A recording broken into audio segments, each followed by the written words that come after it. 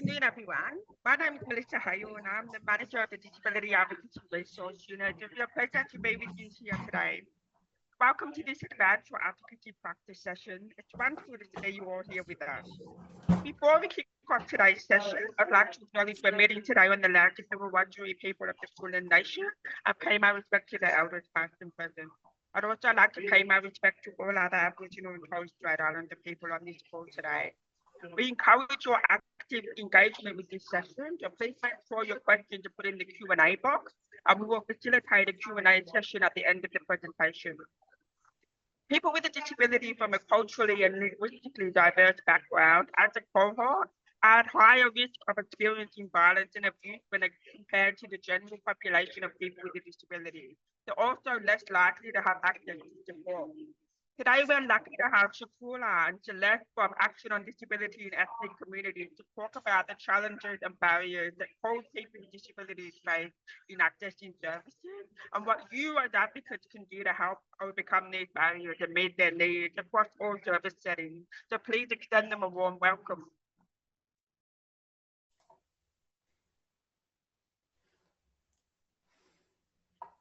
Thank you. Thank you, everyone. And first of all, I would like to say a big thank you to Melissa and the Daru team for providing us this opportunity to be here and talk to you guys.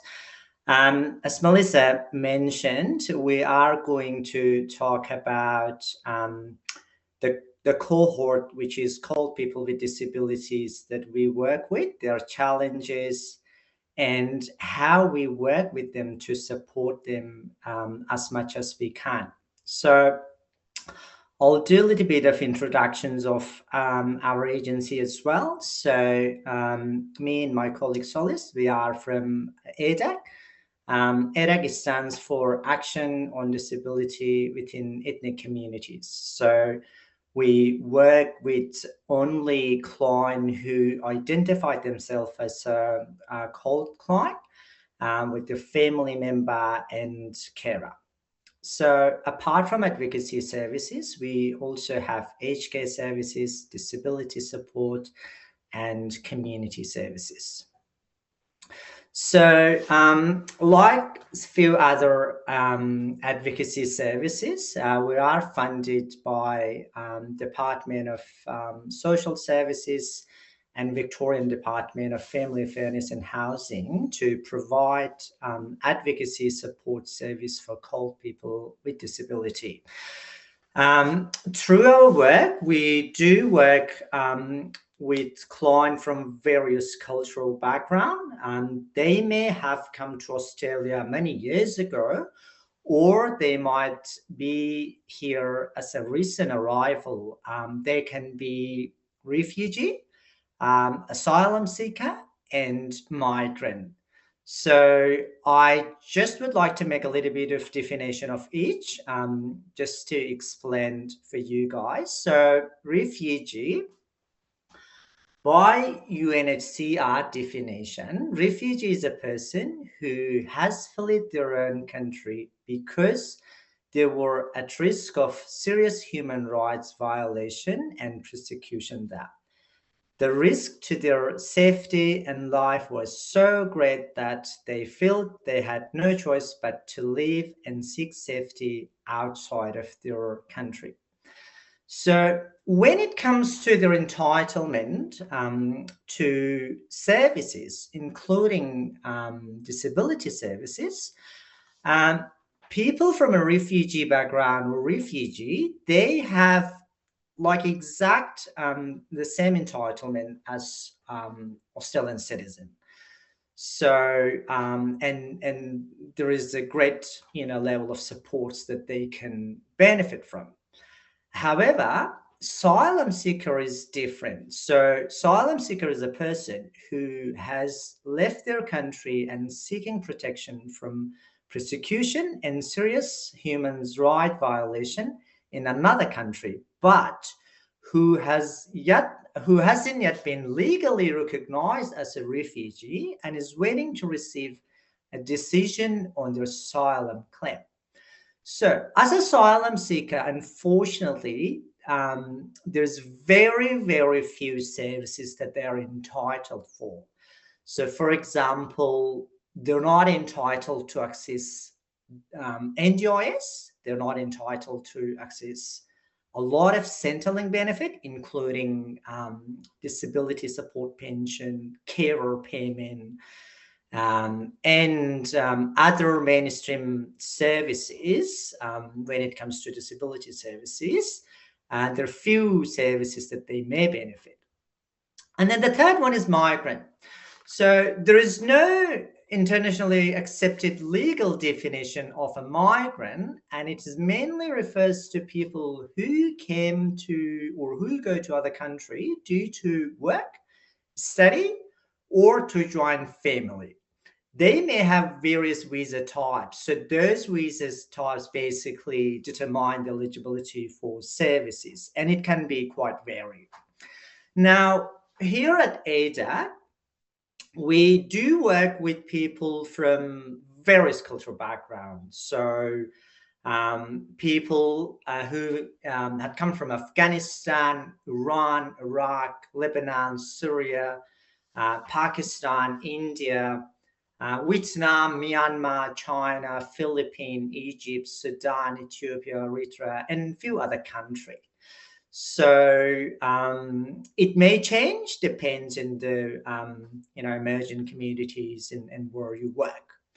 So today, as Melissa earlier mentioned in her introduction, we're mainly going to talk about the challenges that the people face when trying to access services and how we help them to overcome those challenges. There are a few themes that we're going to talk or topic. Me and my colleague Solist were taking turns. So we're going to talk about their challenges when it comes to accessing NDIS, all the way to the review, the process, their challenges to accessing appropriate and safe housing, challenges accessing education, navigating health system, and cultural challenges. We're going to have two case study as well. And also towards the end, we're going to briefly talk about what we do and or probably what is the best practice to work with them. Next slide. Now I'm handing over to my colleague Solist, who is going to talk about challenges to accessing the NDIS. Thanks very much for the introduction, Shuk. Yeah, as Shuk said, my name's Celeste and I'm an advocate here at ADEC. So I'm going to go into a bit more depth about some of the challenges that we face when trying to help our clients to access the NDIS. Now, the barriers start before someone arrives in Australia because why the UNHCR or the department do information sessions where they cover a number of different information such as housing and Centrelink, they don't talk about the NDIS. So this is regardless of the fact that they may be aware that people have a disability because of their assessments. So it's highlighting a major gap in information when people with a disability from a CALD background arrive in Australia. Because for a lot of these people in their country of origin, they will have no services or disability services. So because of that, they're not aware of their right to access services or how to access services.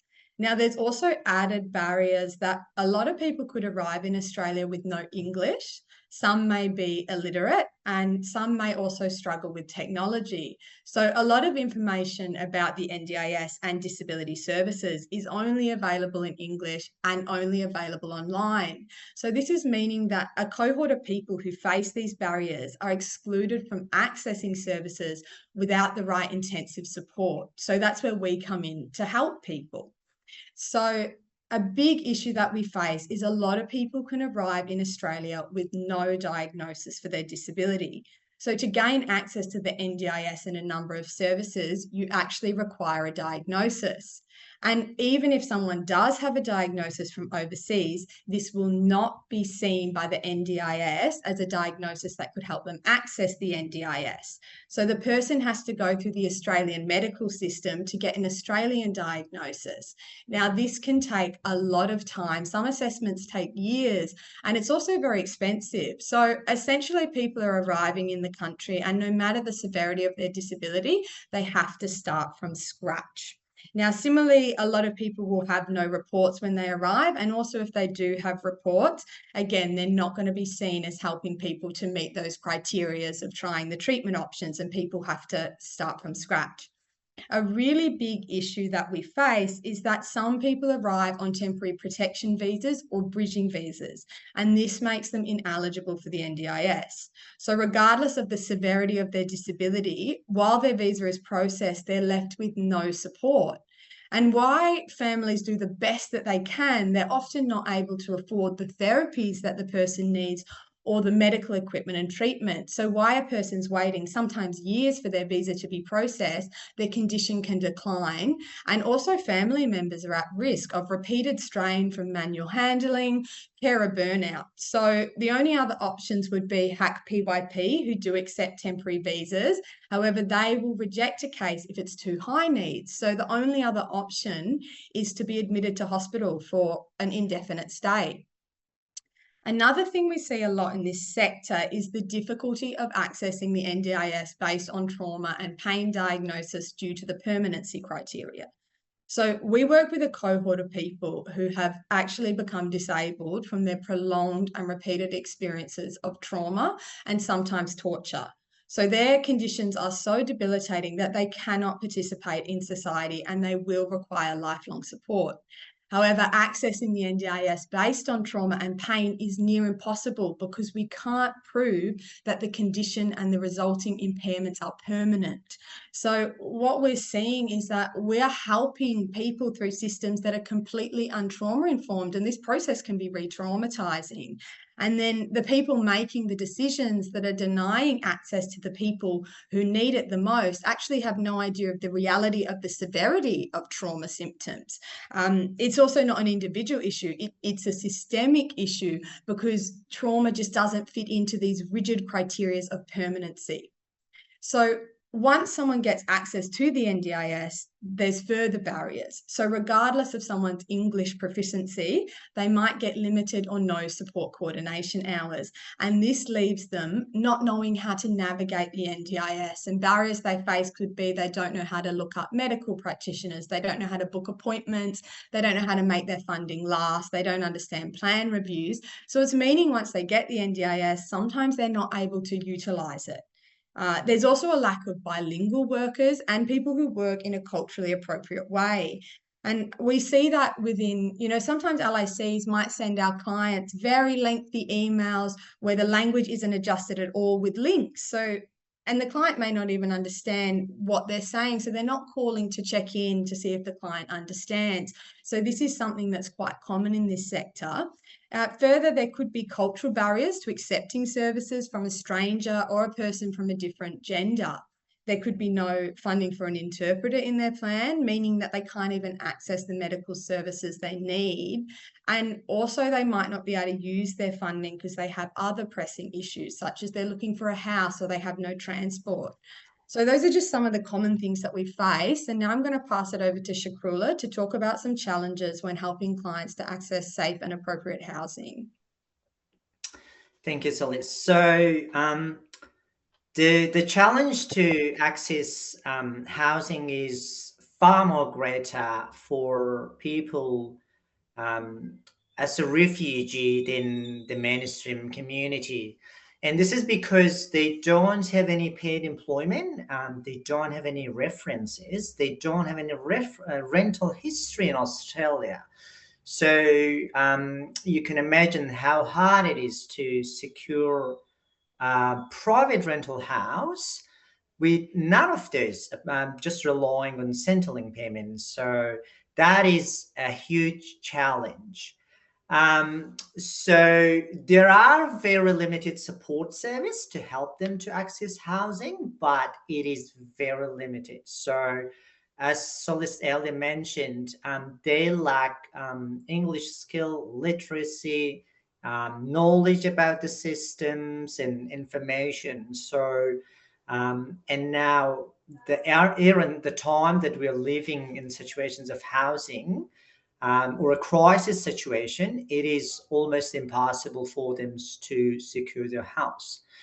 Um, so when they do secure a house, the challenge for them is that if they have a child with disability or a family member with disability who has to use wheelchair, they can't find that safe house for that. So it is so hard for them to find a house where there's no step, where there's no stair that they can use wheelchairs. So they just accept whatever it is. And then the challenges start for them to use it or to live safely, especially for those who is very vulnerable and with a very high need. Um, they can modify this housing, and this is because they either have very insecure housing, and 99 or 100% of them, they live in a rental housing. So it is a great challenge. They may have access to NDIS for funding to access in a modified bathroom, or let's say a wheelchair access, but they can utilize that fund, and this is because they live in a temporary housing, and they either can't or they're not allowed to do those modification. Other option for them is public housing. And public housing, as we all know, it is so hard for people to access public housing given the lengthy wait list. And for them to be able to register and be able to be offered a public housing, it is just beyond their access. And this slide, I'm going to talk about their challenges to accessing appropriate education. So when it comes to registering for education, as an ordinary family here in Australia, if we have a child with disability, the child would go to kinder, and then or a childcare, and then the assessment will be completed, and then it's school helping the families to go through those processes, including doing an assessment of IQ test. But for a refugee family or a cold family, this process is not that. So you will have a family of 4 with 2 kids with intellectual disability or autism just arrived here 2 months ago, or let's say 6 months ago. They haven't gone through those assessments, and what they're going to do, they will go to mainstream school. It could be either a language school or a mainstream school. So having that disabilities and challenges as a child, you go to mainstream school, you don't have appropriate support there, and there is no appropriate resources in the school. It's not helping the kids, and it's not helping the school and the staff. So it's a great challenge for the whole systems to provide appropriate education for that kids. So what we're going to do, I will probably later on talk about it, but it is a great challenge for the family and for the children to access appropriate school. They end up staying in a mainstream school till all those assessments completed, and then they will be, referred to specialist school. The other issues that especially adults with disabilities had is that they don't have access to education settings where they will be supported. For example, if they're nonverbal and they have hearing or vision impairment, they simply can't access education. Either it's going to be English or it's going to be a diploma in TAFE. So accessibility is a great issue for people with disability when it comes to tertiary or TAFE education. But for those that are very new in the society and haven't had any formal education before, that is a much larger challenge than anyone else. Now, as a refugee, they may be able to, enroll for childcare, or they can put their child in the childcare, and they're entitled for those free childcare through English program. But due to limited services for the childcare, parents, they have to wait till there's a vacancy available, enroll the child, and then be able to go and study. Other problems with or barriers for family member, mainly carer, is that they are overwhelmed by level of care that they have to offer for the family member, and they miss out education. So as a carer, they are providing care 24/7, and they just simply don't have time for themselves to go and study. It can be either English or other education. And then people who is deaf and who cannot communicate, the great challenge that they have, they even don't understand Auslan language, and they only communicate through their own, I guess, Auslan language. So, and this is a great challenge for us as a service provider, and also other services that we're trying to connect. When they go to a doctor, for example, for an assessment, Auslan interpreter will be there, but the problem is that they can't communicate. They don't understand fully, and there's only family members that they rely on. So that family member is not only going to be utilized as a carer, but as an Auslan interpreter for that family throughout of their life, unfortunately. So, and that's a huge challenge. And the next part is about challenges to accessing health services. So, living in a war-torn country or a refugee camp, a lot of them experience violence or living in a war zone. And that means the majority of them, they may have trauma. And that is a huge issues in terms of their health. So a lot of them, they have trauma, and when they come to Australia. So the second point is that there is a great level of unfamiliarity with Western health system.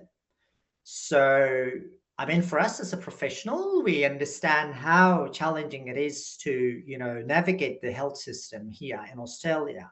But if you can imagine people who are just here for a year or so, very limited English and very limited information about the health system, it is like a nightmare, basically, to navigate the system.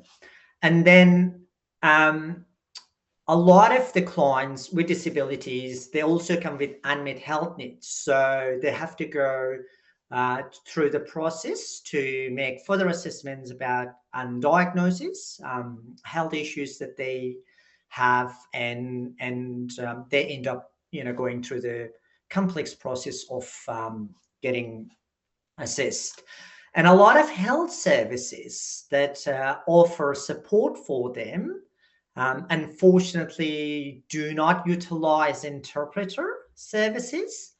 And that makes a huge challenge for them to understand. So often they go and, sit in the doctor room, but after that, they just leave confused, don't know what happened, what's going to happen next. Language and literacy issue is just earlier that my colleague touched on. So, and then the next point is about different cultural understanding of disability. So they may have a child with disability, but the family may not think that the child may suffer from a disability. And they may not come to you to seek support for that. So there is often a different concept of, disability. It could be, related to, shame or guilt, or it could be just, other things. So, And the other part is, of course, cultural stigma. So, of course, it is here in Australia, or when we work with the mainstream society, it is there as well. But when you work with people from a cult background, this is in a greater level.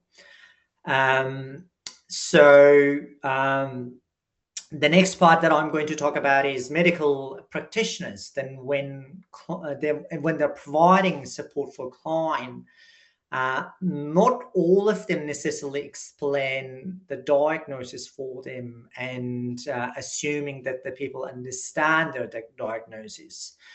And this is causing a bit of harm for the people because they simply don't understand, and they needs to be explained.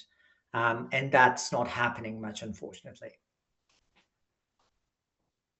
So further the challenges, here is the cultural challenges that I'm briefly going to talk about. Of course, we service people from various cultural background, and they can be quite different one to another. So it's not just, one culture. Of course, it is thousands of cultures within the communities that you work with. So but the majority of them, when it comes to seeking help for people with disability, their understanding is that it is family responsibility to provide care for people with disability. They do not have often the expectations that an external service, including, a scheme by government, for example, NGOs or other service providers, should come and help. That's how, they see things. They say, no, this is our family responsibility, and as a family member, we have to, provide care and support. It can be good in bad things, but that's how we, learned, well, by working with them. The second point is cultural views of disability based on home country's experience. So a lot of them, they haven't had any services, they haven't had any support for people with disabilities, and they haven't, experienced any support back in their home. When they come to Australia, they are, kind of assessing similar situations. So, and they don't expect. Talked about stigma, so cultural misunderstanding. So, for example, offering a support worker may be interpreted as believing they're not able to care for the family member, and it may bring shame to the family if they have a support worker come to the house and support the family member. And then the acceptance of opposite gender for support worker is a challenge. So not all of them will be willing to accept that support. And it's, I guess, a matter of how you're going to, have the discussions with them and explain them, how you're going to do that. Reaching out for support. So the communities vary from, one to another, but there are a large number of them that they may be feeling uncomfortable to ask for help. And that's a huge challenge for us as a service provider. If they don't tell you, you don't know. And you assume that they don't need, but they do need that. So it needs a bit of thorough assessment, and building a good relationships, and trusting relationships, and then they might bring those issues to you, and then you're going to work with them. Now, my colleague Celeste, she's going to talk about, or she's going to through case studies. Thanks, Shuk. Yeah, so I'm going to be talking about two of my past cases that really show some of the barriers that our clients can commonly face. So the first one's about Wei. So Wei's from Burma. He has depression, chronic back pain, a suspected traumatic brain injury. He's also had a history of alcohol abuse issues, and he has a history of chronic trauma as a result of the war that broke out in Burma. Now, him and his wife lost multiple family members during the war, and they spent many years in a Thai refugee camp before they immigrated to Australia on a humanitarian visa with their daughter in 2019. So while Wei was on duty at the refugee camp, he fell off a 5-meter fence and he was unconscious for over 24 hours. So since this time, Wei's wife said that he was never the same and he started to exhibit behaviours that he hadn't previously to the fall. And he also had chronic back pain. So Wei's wife is his full-time carer and Wei can't do anything without his wife. So the case was sent to ADEC when Wei was rejected from the NDIS and DSP, and then my role was to help with these reapplications. So a barrier that I faced in this case is that Wei speaks Karenni, and it's a really rare language, and it was so hard to get an interpreter and really hard for other medical practitioners to get an interpreter. So it left him on many occasions being unable to access medical services. One day his wife was speaking to me saying he's in so much pain he can't sleep, but he can't go to the doctor because they can't get an interpreter. So in this case, I booked an interpreter through our company and attended the appointment with the client. So this is just showing the extra length that sometimes you have to go so that people can access services. So how I worked on the case is that I made all referrals, I filled in all the required documents, I made sure all the medical documents were passed on to medical practitioners and the care team. I made appointments for the client, reminded them of the appointments, booked interpreters, and I was the key contact between the case. So eventually, Wei was referred to Utopia Health, who had a Karenni interpreter, so he was finally able to access healthcare. And then he was also referred to a clinical psychologist who works a lot with the Burmese community. And in certain cases, she does cognitive assessments free of charge. And she did that for this client.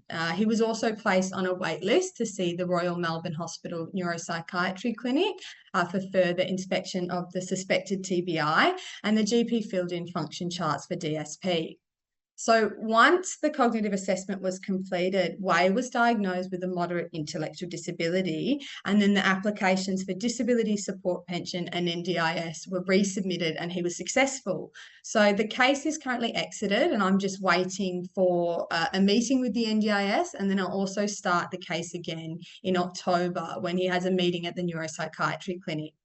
So this case shows the complexity of working with people from a cold background when they have a complex presentation of medical issues and they're also not able to access services because of the barriers they face and that added layer of speaking a very rare language. So what it also shows is the difficulty of trauma and chronic pain diagnosis meeting the NDIS criteria, and that's regardless of the severity and the long-standing nature of these diagnoses. Now, the second case I want to talk about is Abdul. So Abdul's a 6-year-old boy from Afghanistan, and he arrived in Australia with his parents and siblings on a 449 temporary protection visa. So this made him ineligible for the NDIS and a range of other disability services. So when he arrived, he was undiagnosed, but he was unable to walk. He had breathing issues. He was non-verbal, and he exhibited a number of behaviours. So Shaikh, his father, told me that in Afghanistan, they went to all of the top hospitals and spent a lot of money trying to get a diagnosis and treatment for their child, but they weren't able to find a diagnosis. So when I first got the case, because they were ineligible for a number of services, I linked the family with multiple emergency relief organisations that provided vouchers, material aid. I also picked up adult nappies for the client and dropped them off at the house because the family were on job seeker and the nappies that Abdul needed were costing them over $100 a week.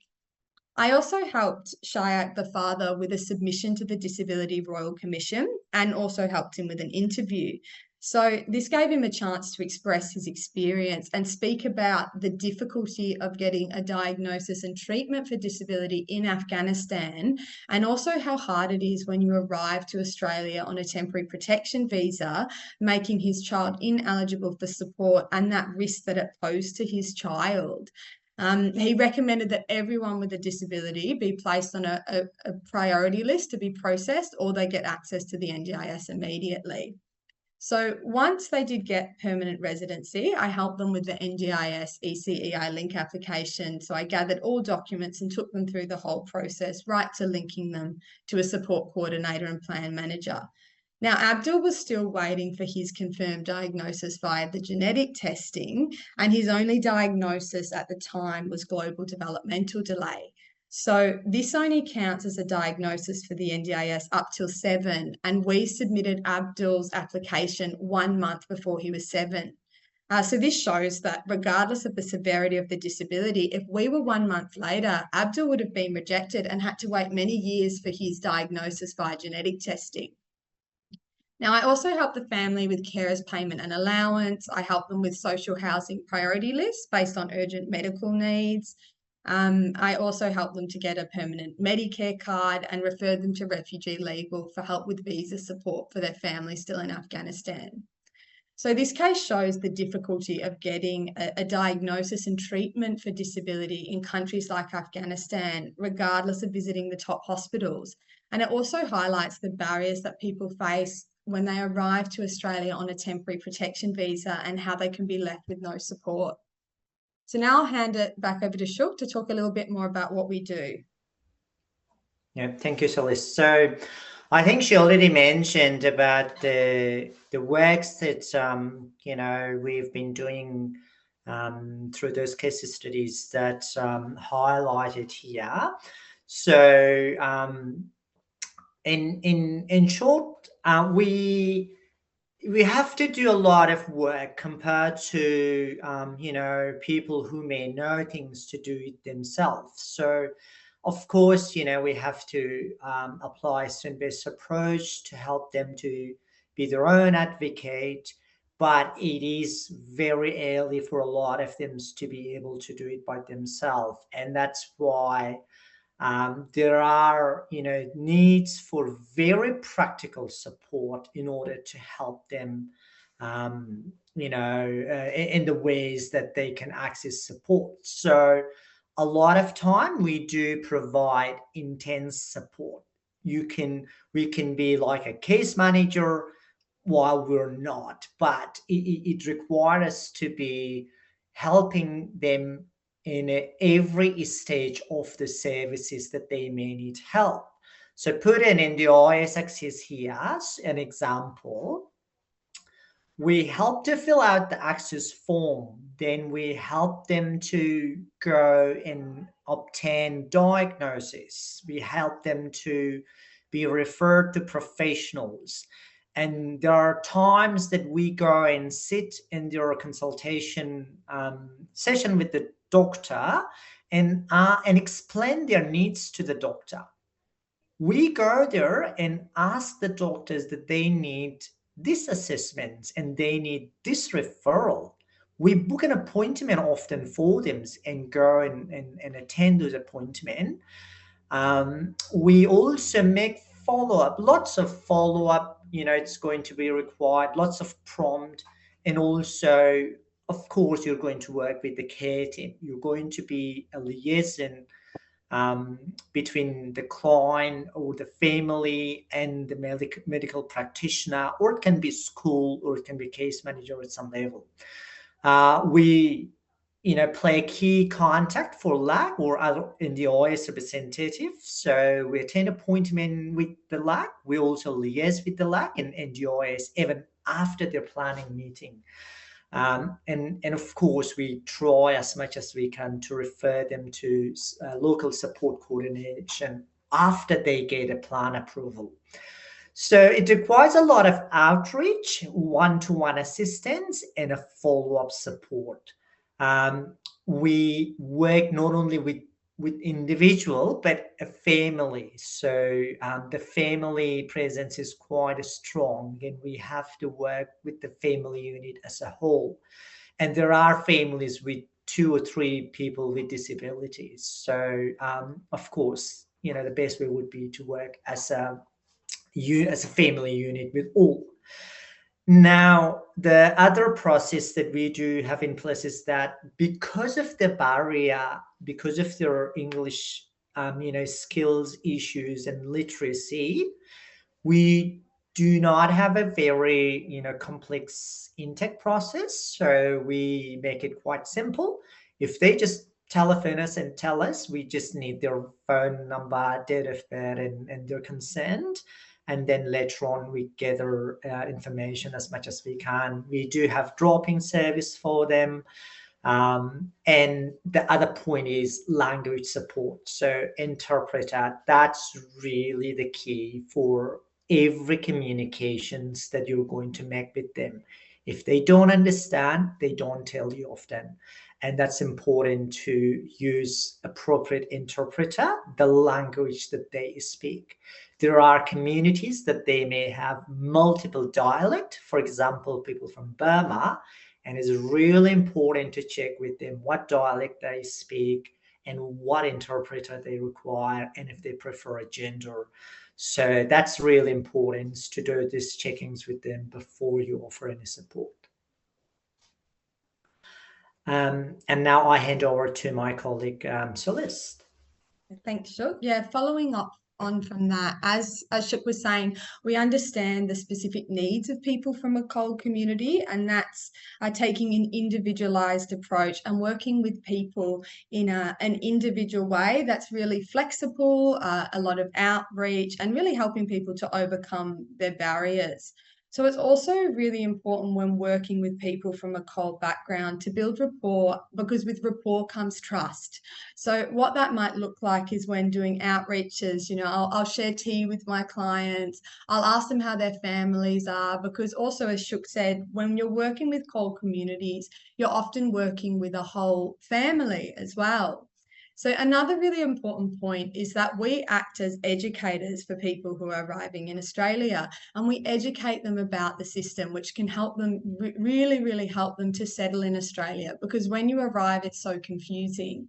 And this acts as early intervention, because if they have this knowledge and skills now, their journey to settlement is so much easier, as opposed to if they don't, and it could get till 8 years down the track and it could feel like they're still newly arrived because they never got the right intervention when they did arrive. And as we were saying, we really do put in that extra time to help people overcome the barriers that they face. So I just want to talk a bit about working in a culturally safe way.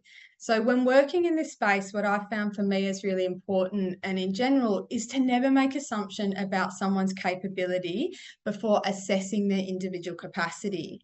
So here it's important to remember that all being a refugee or asylum seeker means is that someone's life has been torn apart by war, or they've been persecuted in some way, but it says nothing about their individual capacity. And that shows by the huge array of clients that we work with. And examples of that is that I might have some clients who are illiterate, they speak no English, they have no understanding of the system, and need a lot of support. But I might work with clients who have a PhD, who speak perfect English and have worked in politics. So this is where it's really important to do an individual assessment so that we can work with people in an individual way based on their capacity. I also like to remember to never assume that someone is traumatized just because they have been through adversity or hardship or war. So how people respond to these experiences are very different. There's a cohort of people that have been severely traumatized, and there's also a cohort of people that it's built a lot of resilience and they have a very stable mental health. So this is, again, an individual experience. As we've already covered, it's so important to reach out to clients, because in my experience, the clients who aren't able to express what they need, don't know who you are, give you yes or no answers, they may need more help than people that express their needs and tell you what they want. So that's also an important thing as a worker to make your assessment on. And it's important to keep a line of communication with all the practitioners and the care team, just to avoid confusion and to make sure there aren't double ups, because it's common that the client isn't going to be passing on information to the whole team, or they might be confused by what person is doing what job. Another thing is to check for understanding, because people, they might be too polite to tell you that they don't understand what you're saying. So here it's so important to check comprehension and then adjust based on their comprehension. And as we've already spoken about, extra work and time might be needed to help people overcome their barriers. An example of that is that I might need a consent document signed and I'll have to drive an hour to a client's house because they don't know how to print and scan a document and they don't know where to sign. So it's really important to have that patience and to put in that extra time when working with people from a cold background. Something I also like to remember is how lucky we are to have our broken system. So I find it's a very polarizing space to work in, that at one hand you're facing a lot of bureaucracy and challenges and barriers and difficulty, but then I'm also working with people that often in their country they have no system. So the fact that we have a system, even if it's broken, I'm constantly reminded by the client's gratitude for the services and for our help, that we are lucky to have this broken system. So thank you everyone so much for listening, and I really hope that you learned something. So now me and Shuk will be answering some questions. Thank you very, very much for that. Then when I visited your organization last year, I was struck by how above and beyond this organization goes for their clients. And it's because you have to, because we do indeed have that broken system. But your team really does go above and beyond for all your clients. So thank you so much for such a brilliant presentation. Everybody, please keep the questions coming in the Q&A chat box. They're coming thick and fast, and then what we will do is, if we don't get through all of them today, we will send them through to ADEC to answer, and then we can publish them on our resource section of our website. So the first question was, will we have access to the slides? Yes. So we'll work with ADEC to put the slide pack on our website along with an online learning tool, as well as some answers to the questions that we have today. So the first question that I'm going to put to you is, what percentage of asylum seekers or refugees and migrants would have a disability? The latest statistics that was released by Queensland Peak Body for people with disability from cold background, it is 9% out of 22% expected. So it is well below the mainstream community for sure. But that's just a snapshot or a sample that we can basically say it might be similar in Victoria, or maybe in a higher differences in a way that very low representation. Thank you. Next question. In relation to diagnosis, what's the best way to reach out and make an initial appointment? Does that need to be first with ADEC team prior to seeing a specialist, or the team to help in making arrangements regarding that? I'll answer this one. So when people arrive, they have a case manager, and the case manager should often link them to a refugee health service. Now, they'll do their own assessment of the person and from there be able to make referrals. So it's really important to liaise with the case manager and then the refugee health team to make sure the correct referrals are made. But you can also, do it on your own or through a GP as well. Thank you. The next question. I understand that migrating to Australia is more difficult if you have a disability or a family member that has a disability. Is disability a factor when officials are viewing eligibility for asylum seekers? I didn't get the question, Melissa. Can you say that again? Sorry. Sorry. I understand that migrating to Australia is more difficult if you have a disability or a family member has a disability. Is disability a factor when officials are viewing eligibility for asylum seekers? It is yes or no. So often if you come to Australia as asylum seeker and you have a child with disability, the child with disability may fail the test of what they called public interest or health character test, but there is a way that they can bypass it and grant a visa. But if they live overseas and they are in a refugee camp and they are granted a refugee status, having a disability may not be a barrier to access a visa. But if you are migrating here in Australia as a family member and you have severe disability, you will get a rejection. So, and it's just based on the cost associated with the person with disability in Australia. But they can, of course, appeal that and they might get an approval. But it is a challenge and in issues to get a visa as a family member. Right, thank you. How far out of Melbourne do you, ADEC, travel for clients? We service Victoria-wide, or Melbourne-wide. Right. So the next question, is Carer Gateway perhaps an available resource for migrating people, carers, family members? Carer Gateway. Yeah, they do offer some respite care support, and it's really worthwhile to refer them because, as we discussed earlier, so they are very overwhelmed with the level of support and care that they provide for the family member. And while they're waiting for their NDIS applications to be processed, Care Victoria or gateways, they are the only few options that they can use for as a respite care. I think I'll go to one last question. I'm curious to understand what you both think about the workforce challenges for migrant workers.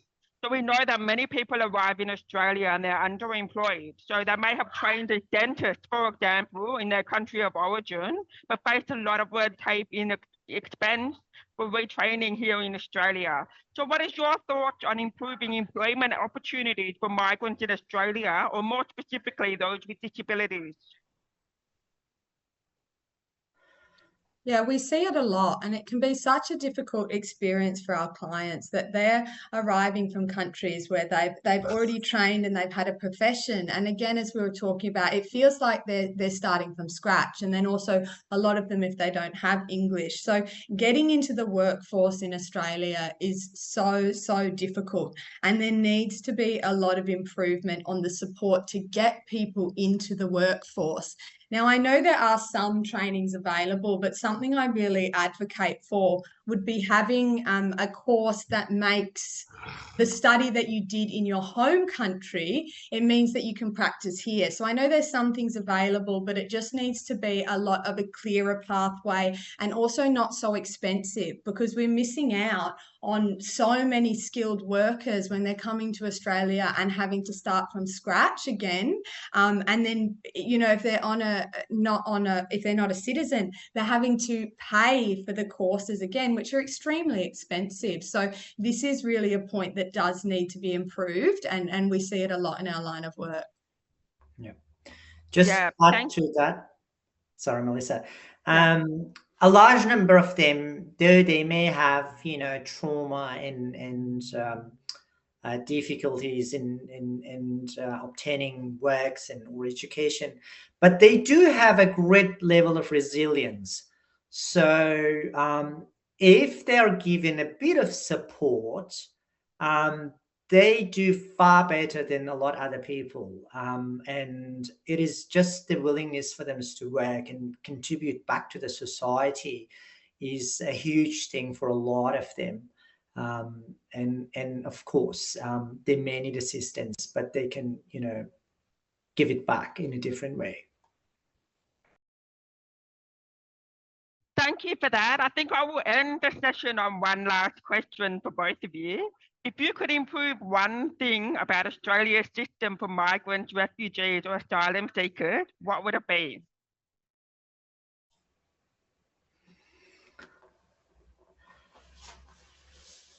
I think it might